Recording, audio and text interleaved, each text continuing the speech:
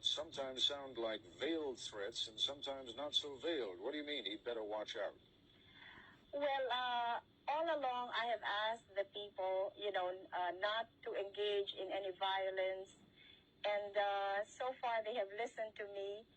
And if you may recall, just after my husband was assassinated, I did go on radio in our country, and I asked the people, to observe peaceful means and not to resort to violence, and they did obey me. But this time, they have a greater stake in this. It's not just Cory Aquino, but the future of our children and our children's children. So if they think that they have been cheated out of an election, I am afraid they might not listen to me anymore if I still insist on going about this peacefully. Well, let me put it to you this way. You are running for president of the Philippines. You are putting yourself forward as the leader of your nation.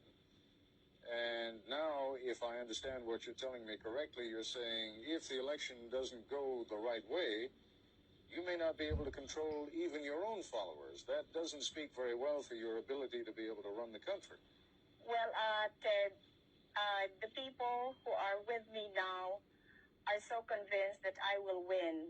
And if Marcos resorts to terrorism or to gross cheating, then the people who have supported me may finally think that the electoral process is just not advisable anymore. Are you raising the specter, the possibility of something approaching even civil war? No, not civil war, as long as I can manage it. In fact, I have said that if Mr. Marcos cheats me out of this election, then I will call for daily demonstrations. However, if these daily demonstrations will still not get us the desired results, then I am afraid that the people might not listen to me anymore. Mr. President, I don't remember any election in recent Filipino history, in fact, even in not so recent Filipino history, where the loser did not claim that there were technical and other reasons of foul. So, and perhaps you remember one, but I don't. I think you're right. Filipinos are not known to be good losers. They're always our great losers, and they never concede. But in this particular matter, Ted, I am so certain of victory that these declarations of my opponent that there will be a civil war in this country indicate how desperate they are. I certainly am concerned about your attitude that you feel that there would be cheating if I win, and there would be no cheating if she wins. No, I think it's the other way around. I realize it is a hypothetical question, but in every election, someone has to win, someone has to lose, and I wonder if you would address the hypothetical question, though. If you lose, will you stand down? I have never thought of it, but certainly if there is no question which nullifies the results of the election, as I said, I will perform my duty as president in accordance with law. Your claims and the claims of your supporters that you are so highly decorated are fabricated claims. I don't think that is the story. It's a story about my guerrilla group. It's not about the medals. Even here, when the case of libel was filed, the publisher here did not question those medals. It's only you, Americans, who question it. I am not going to degrade myself by talking about those medals. If the American government wants them back, they can have them back. It's a good thing that we did not burn them. It's a good thing that we did not burn them at the end of the war, when you refused to give us our back salaries and refused to recognize all of us, and we were not entitled to education benefits, we were not entitled to medical benefits. But I was one of those who stopped our people from turning communist, especially the veterans, because we did not fight for communism, we fought for freedom. Now I wonder whether we also fought for the Americans and the American flag, to which we had sworn when MacArthur inducted us into the USA. I have no regrets, however, about having fought in Bataan. I have no regrets about fighting beside American soldiers. I have no regrets about fighting under American officers. And probably if our country were ever to be attacked again, I would do the same thing. But I would certainly raise some questions about the conduct of the American government in relation to the veterans of the last war. I am certainly very disappointed.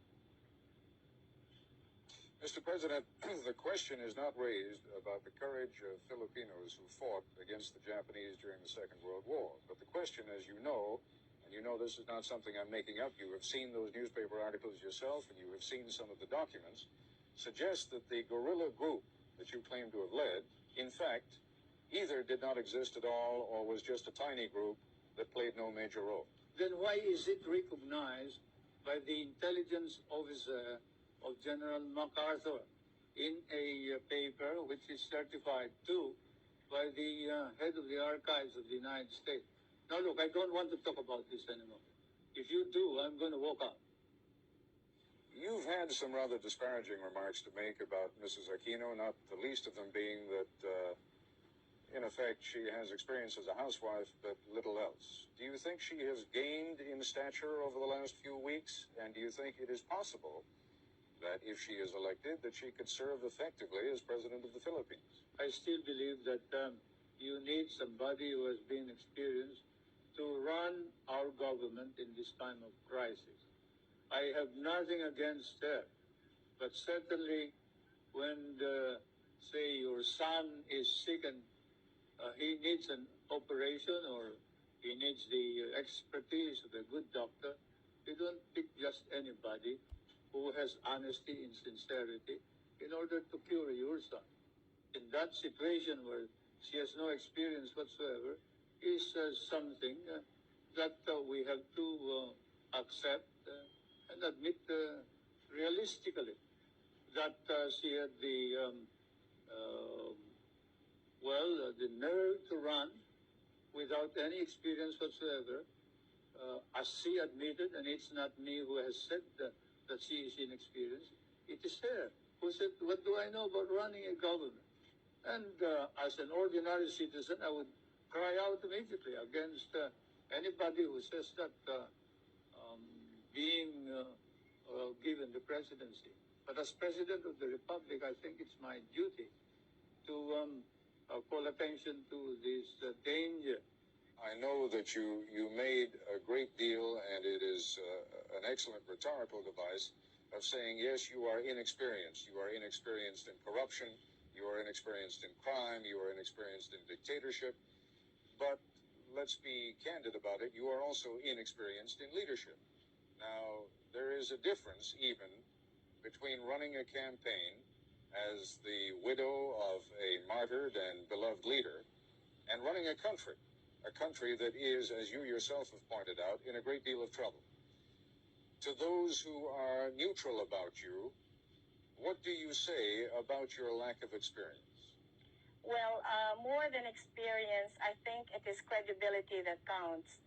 And the truth of the matter is that the Marcos government has lost all credibility, and no way can Mr. Marcos possibly lead our country back to recovery because the Filipino people no longer believe in him. I realize that I am inexperienced, but as Mr. Marcos himself confessed, it took him 6 months to learn how to be president. And I guess I can do the same thing. As we all know, there is no school for presidents. So I don't think that should be a point against me. Your own George Washington definitely had no experience either. It is possible that he had no experience as a president, but he certainly had some experience in leadership when he became president. And you are trying to become now the leader of a fractured country, the leader of a country that has enormous economic problems, the leader of a country that is rife with corruption, as you yourself have said, the leader of a country that has so many problems that one wonders how even the most experienced leader would be able to take care of them. I don't mean to harp on it, but it is the central issue of the campaign against you. And what I would like you to focus on for a moment is not you simply as an alternative to President Marcos, but you on your own merits. I realize how many people may think that I am not, the perfect solution to everything. But let's just say I am the best available solution to our problem. There are a great many people within your own coalition, within your own party right now, who see you as a useful device for getting rid of President Marcos, but who may have plans of their own for then shuttling you aside and having used you, then taking over power themselves. How would you prevent that from happening? Nobody can use me, and I showed this very clearly when I insisted that I would be the presidential candidate. I mean, if people wanted me to defeat Marcos, they would have to do it my way. And you can ask the politicians, the leading politicians in the opposition, how I was able to get all of them to agree that I would be the presidential candidate and not anybody else. Otherwise, we would have had two candidates instead of just one. Again, Mrs. Aquino, the point I'm making is that I can see why they would be willing to stand aside for the immediate goal of getting President Marcos out of the way. But now we're talking about real power. Now we're talking about the power of governing and leading the Republic of the Philippines. And my question is, are you confident that you can continue to rule even when some of these people are going to be trying to take power away from you? Yes, I'm very confident of that because there were no deals involved when I ran for president. So nobody has a hold on me. I am my own person. I intend to continue being that kind of person. As I said, I don't owe anybody any favors. Let's talk for a moment about the kind of relationship that a government of the Philippines under Aquino would have with the United States. What kind of a relationship would you want to have with the United States? Well, I would like to continue our friendly relations with the United States, and I see no reason why that cannot be so. In fact, I would like to strengthen those relations, and definitely we will be in direct dialogue with your government. So I really see no problems there. Well, the problems again, and it seems to me that there has been a little bit of waffling on the issue of the bases over the course of the last couple of months. Would you tell me now in these final hours of the campaign precisely what your position on the bases at Subic Bay and Clark Air Force Base are? What is your position now? All right. I respect the military bases agreement, which will expire until 1991. And in the meantime, I will keep all of my options open. I know that no sovereign state can ever allow any part of its territory to be in the perpetual possession of a foreign power. And I think no ally of ours will be demanding this of me. I am not hearing from you the kind of reassurance that I think Washington really wants to hear. Now, obviously, you're under no compulsion to give it, but I wonder whether that is deliberate. No, it's not deliberate.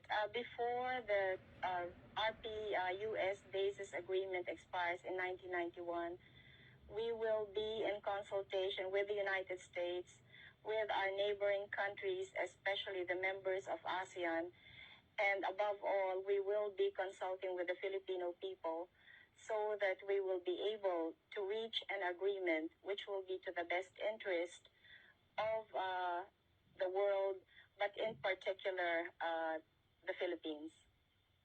I've always maintained that those bases are needed by the two governments and probably by Asia itself, if not the world.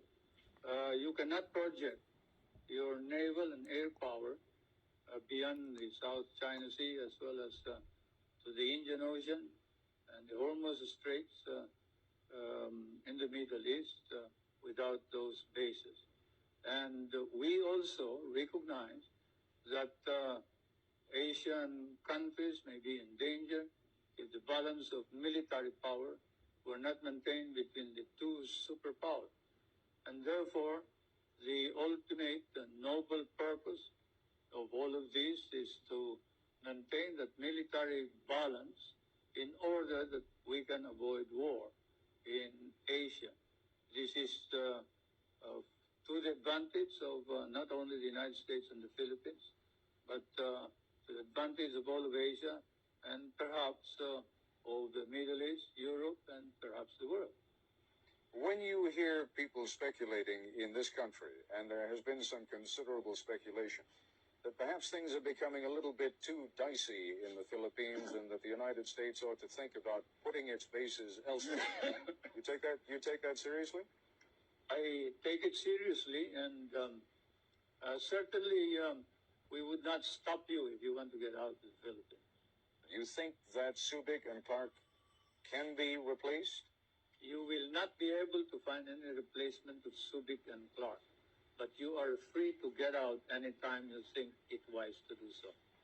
Mr. President, some would say that the gravest danger to the Philippines these days is that there is a crisis of confidence, and that what Mrs. Aquino would bring to the presidency would be a fresh breeze, and that she could get the expertise by surrounding herself with competent experts, but that what is needed is a fresh sense of trust, a sense that the corruption that is charged will be cleaned out, a sense that the cronyism that is charged will be cleaned out, a sense that the brutality that is charged against members of your armed forces and the police will be cleaned out, and that Mrs. Aquino can fulfill that role and you cannot. You, sir, are guilty of speculation and making allegations that are not proved by evidence. Corruption and hidden wealth were charges included in the impeachment proceeding. They were debated upon, and the opposition was challenged to present their evidence. They could not. There is no evidence. Even in your hearings in the House of Representatives Subcommittee of Mr. Sola, Congressman Solomon and Roth, I think, have said that there is no evidence about corruption or hidden wealth, and that this is all hearsay and all rumor. Now you repeat it as if it is the gospel truth.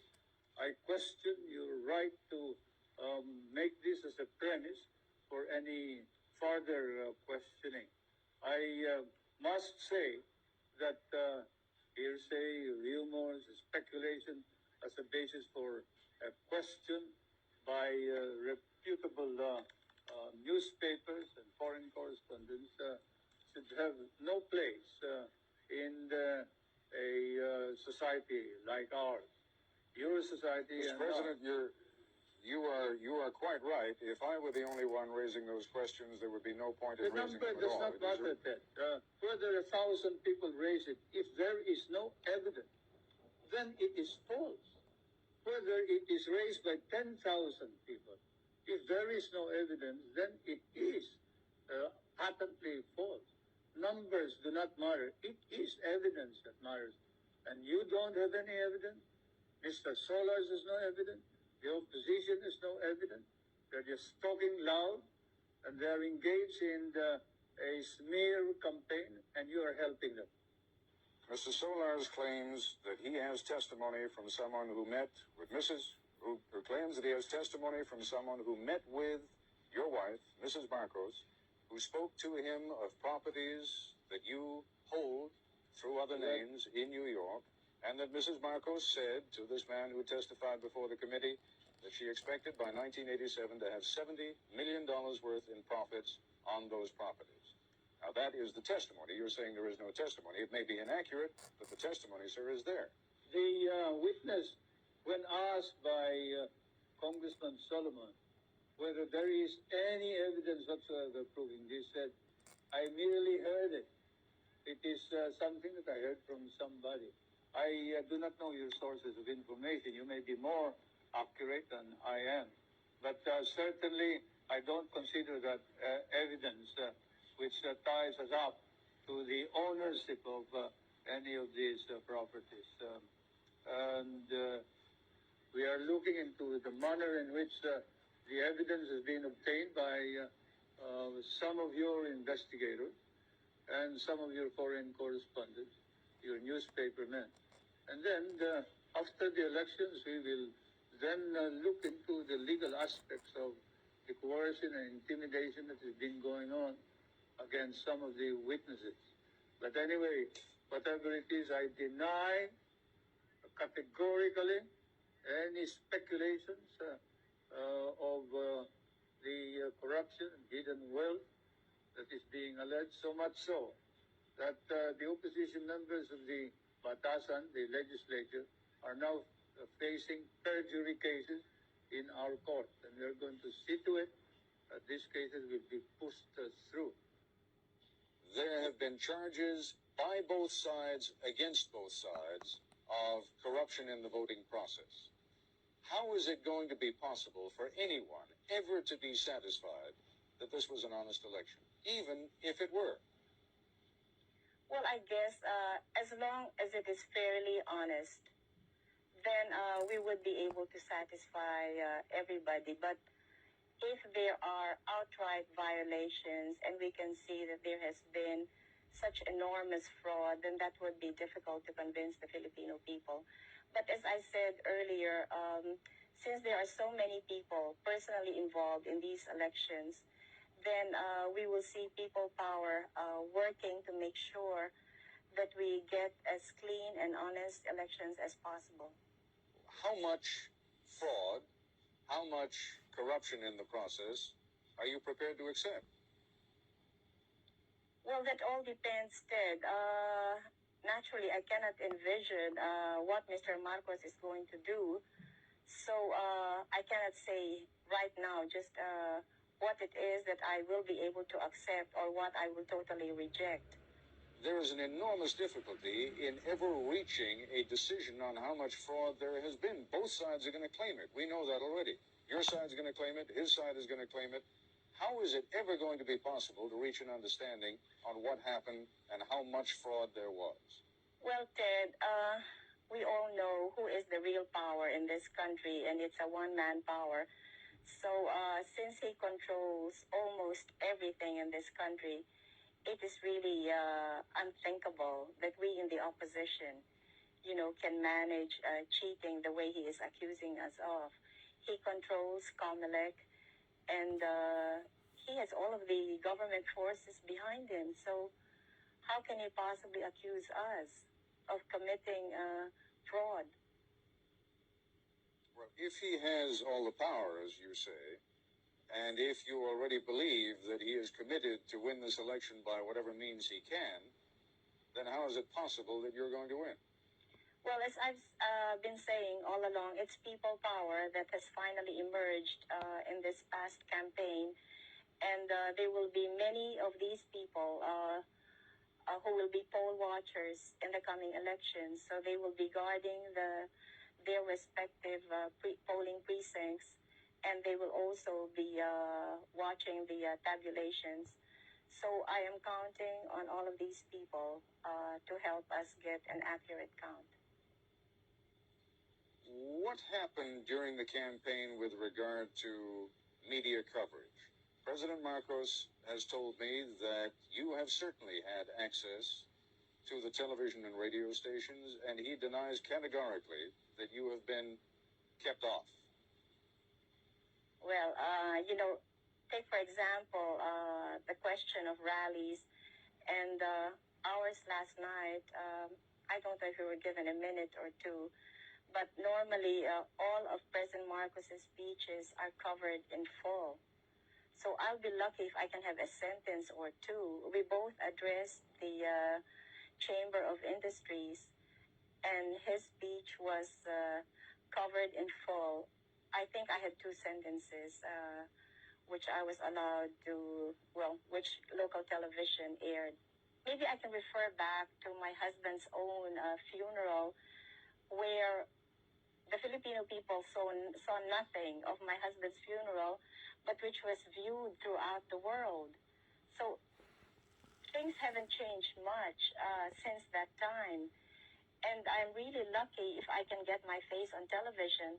What they are doing to me now is that they use some of my video shots and they impose it on their commercial, excuse me, on their commercials, and then they have somebody pretending to be me, and talking as if it were Cory Aquino, and there's nothing I can do about it because all of media is, all of television is under the control of Mr. Marcos.